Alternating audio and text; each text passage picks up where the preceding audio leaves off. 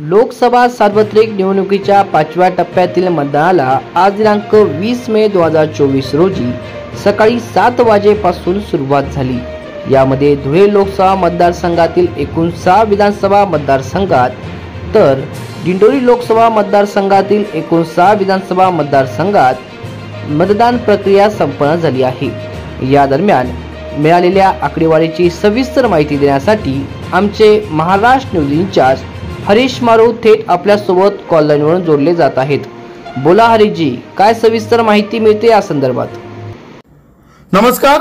धुळे 2 लोकसभा मतदारसंघात 6 विधानसभा मिळून एकूण 20,22,061 मतदार नोंदणी होती।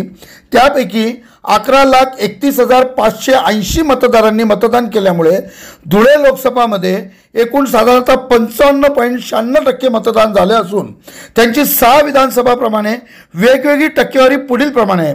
धुळे ग्रामीणमध्ये 3,93,498 मतदारांपैकी 2,25,522 मतदारांनी मतदान करत 57.31% मतदान धुळे ग्रामीणमध्ये झाले।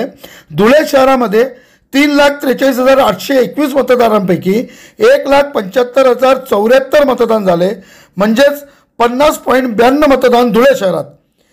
शिंदखेडामध्ये 3,31,845 मतदारांपैकी 1,82,953 मतदान झाले, म्हणजेच 55.13% मतदान शिंदखेडा विधानसभा मतदारसंघात। मालेगाव मध्यमध्ये 3,02,391 मतदारांपैकी 1,90,846 मतदान झाले, म्हणजेच 63.11% मतदान मालेगाव मध्यमध्ये झाले असून 6 विधानसभामध्ये सर्वात जास्त मतदान मालेगाव मध्यमध्ये झाले। मालेगाव बाह्यमध्ये 3,60,815 मतदारांपैकी 1,94,840 मतदान झाले, म्हणजे 54% मतदान मालेगाव बाह्यमध्ये झाले। बागलांमध्ये 2,89,691 मतदारांपैकी 1,62,345 मतदान झाले, म्हणजेच 56.4% मतदान बागलांमध्ये झाले। अशा प्रकारे धुळे लोकसभामध्ये एकूण 55.96% मतदान साधारणतः झाले असून सदर आकडेवारी ही अंदाजित आहे। सर, त्याचप्रमाणे आपण आता दिंडोरी लोकसभा मतदारसंघाकडे जाऊ। दिंडोरी लोकसभा मतदारसंघामध्ये एकूण 18,53,387 मतदार होते। त्यापैकी साधारणतः 62.66% मतदान झाल्याचे कळते। त्यापैकी नांदगाव 113 मध्ये 3,32,512 मतदारांपैकी 55.10% मतदान झाले। कळवण 117 मध्ये 2,94,003 मतदारांपैकी 63.45% मतदान झाले। 118 चांदवडमध्ये 2,99,304 मतदारांपैकी 66.02% मतदान झाले। 119 येवलामध्ये 3,14,551 मतदारांपैकी 63.20% मतदान झाले। 121 निफाडमध्ये 2,91,459 मतदारांपैकी 62.76% मतदान झाले। 122 दिंडोरीमध्ये 3,21,558 मतदारांपैकी 66% मतदान झाले।